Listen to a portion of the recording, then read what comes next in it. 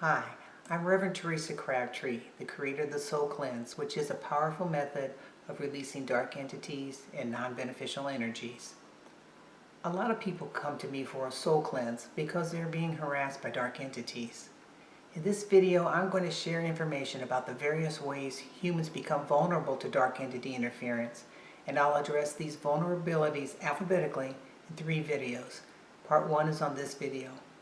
Along with each vulnerability, I'm sharing ways you can stop the interference and empower yourself. Thus, it is important to watch all 3 videos in their entirety. If you need help getting rid of dark entities, then you can request the Soul Cleanse on my website at theresacrabtree.com. Let's start with addictions. Unresolved emotional trauma can strip a person of self-worth, increase fear, and create limiting beliefs. In order to cope, many turn to alcohol and drugs to numb the pain, and all of these things will weaken one's energy field. When a person is drunk or high, that makes it easier for dark entities to gain access to one's energy field. They will also project thoughts of guilt, shame, and blame to the person for misusing the substances in the first place. So they may also project thoughts such as, oh, just one more drink, oh, one more hit, push their target into addiction or even suicide. Whatever their weakness is, the dark entities will push those buttons. They often will bombard a person with increasingly negative thoughts 24/7. These incessant noises and voices create confusion, fear, and sleep deprivation, making it even easier to manipulate their targets. So to get rid of the entity interference, the first order of business is to reduce, or preferably, stop the use of alcohol and drugs. If the person has a serious addiction, then rehab may be necessary. So taking proactive measures to heal the unresolved trauma is critical, since that's the root cause of the problem. Avoiding people and places such as bars and parties where others are drunk or high is also important. Entities on one person can easily jump onto another person. They also can stir up trouble, which can result in fighting, rape, or other criminal activities. Astral travel. Astral travel is when a person has an intentional out-of-body experience. While the body remains behind, one's consciousness can travel around the astral planes. This happens naturally during sleep. However, there are 2 dangers involved in this activity when one is consciously exploring these realms, especially when under the influence of hallucinogenics and other unnatural means. First, the body is left unprotected, making it easier for lower vibrational entities to gain access. Secondly, the astral plane houses many types of lower vibrational entities that range anywhere from ornery to very nasty. Many of my clients describe how some of these entities took notice of them while they were exploring the lower astral regions. These entities then followed them back to their body. As a result, they now suffer a lot of interference from these beings. The best protection is not to practice this type of activity. You were designed to remain in the human body during your earthly incarnation. Purposeful astral travel is like walking alone at night in a bad neighborhood. If you didn't go there, the bad guys wouldn't harass you because they wouldn't even know you existed. If anything follows you home, immediately demand that they return and to not contact you again. Don't interact with them. That will just keep them engaged, and you can be certain that things will go downhill quickly. Ceremonies. Currently, various types of exotic and shamanic healing practices are popular. Many untrained and fake shamans are taking advantage of this monetary opportunity. People are flocking in greater numbers to these gatherings. Unfortunately, dark entities are also showing up in vast numbers. So if you choose to be part of any ceremonies that include the use of ayahuasca, kambo, hallucinogenics, mushrooms, even drumming and chanting, and any other means of connecting with beings from other realms, be sure to know the training and the integrity of not only the leader, but also of their helpers. Many of the people who attend these gatherings tend to bring along dark entities that are attached to them, so these entities can jump from one participant to another. If you choose a leader who has dark entities or purposely summons dark entities, you could be in for more than you bargained for. After you return home, if you feel like something negative is attached to you, immediately call in assistance from Jesus or Archangel Michael and request that these entities and energies be expelled from you. Also firmly tell the dark entities to leave, that you do not permit them to trespass in your energy field or your home. Let's talk about contracts with the devil.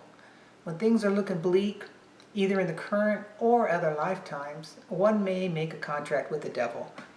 Although the contract may or may not be fulfilled by dark entities, you still have the power to break this contract. Why? Because it does not support divine love, which is the true you. And it helps to do a ceremony in order to break the contract. You can write on a piece of paper that you're now calling the contract null and void. If you want, you can add a drop of your blood onto the paper. And it also helps to have some powerful helpers, such as Jesus and Archangel Michael, to assist you. Then, with strong intention, burn the paper. Demand that any dark entities leave you alone and be taken to quarantine. Do not communicate or try to negotiate with them. You will never win. Then it will be important to do the inner work of releasing any fears and limiting beliefs, along with the behaviors that made you vulnerable in the first place. Emotional trauma. Most humans become vulnerable to dark entity interference as a result of unresolved emotional trauma. This leads to low self-esteem and codependency. People who have a victim mentality expect others to treat them badly, and as a result, they attract narcissists and perpetrators who often are influenced by dark entities. Thus, releasing any low vibrational energy such as anger, hatred, revenge, greed, blame, shame, and guilt is essential. Eventually, these energies will manifest as mental imbalances that will lead to physical disease, and it will also hinder one's spiritual progress. So it's also important to change any behaviors that are not in alignment with who you truly are, a child of God. One will need to forgive themselves for any times they broke their own moral codes, such as stealing, lying, adultery, or being abusive to others.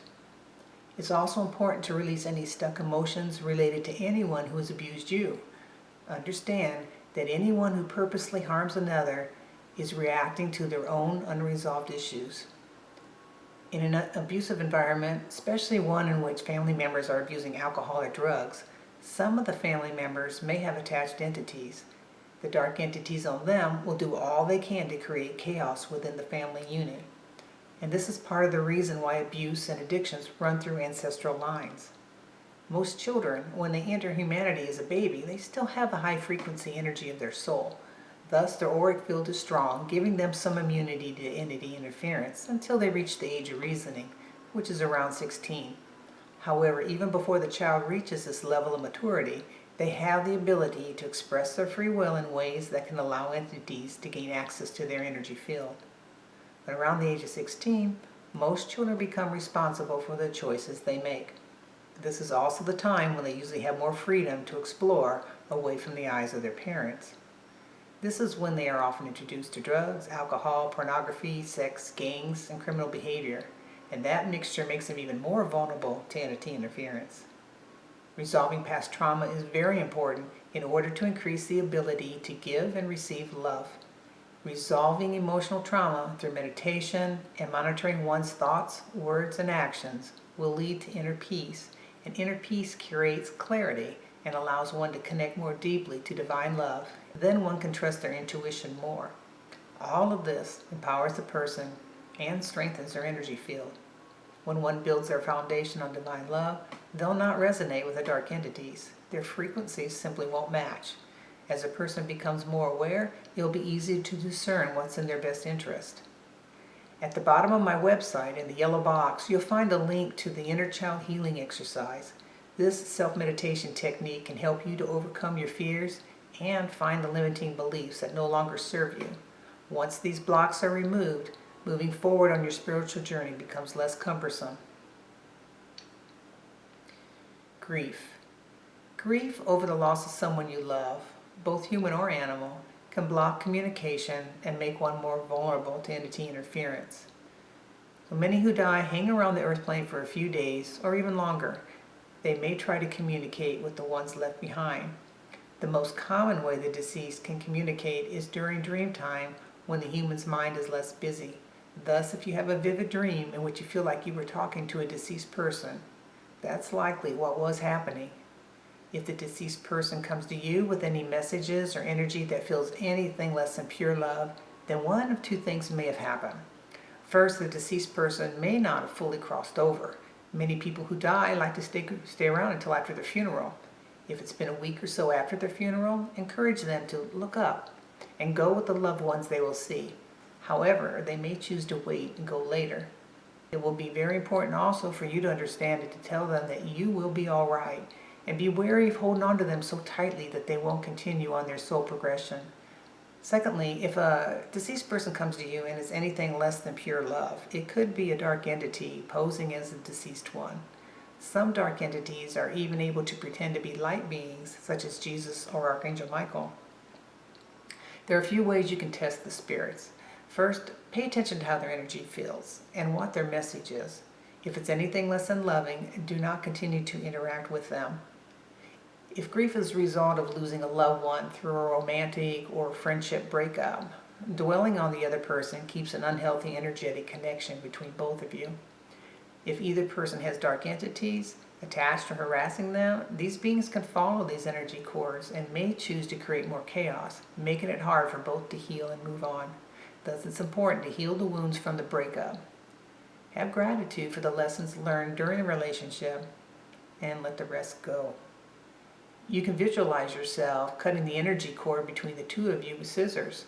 When thoughts of the other person comes to mind, then immediately refocus onto something else more inspiring. Fear and limiting beliefs. All conscious beings at their core level are creative beings. When humans experience trauma, they'll use all sorts of creative ways in order to cope. This creates the downfall of many, especially when these fears and limiting beliefs begin during early childhood and not replaced by a more mature belief. Due to trauma, the young child's basic life needs may not be met, such as safety, security, and trust. The child may also take on guilt, shame, and belief in the lies of their perpetrator.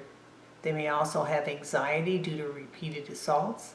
Mistrust may be fostered when they discover that others do not believe they're having these experiences. Feelings of abandonment and anger will likely occur if no one helps to stop the abuse. A whole host of unhealthy fears and limiting beliefs can be the result, whether the experience was of something perpetrated against them or other experiences such as divorce, health issues, or the death of a significant person in their life. All humans create limiting beliefs in order to cope. These become the foundation upon which one builds their reality.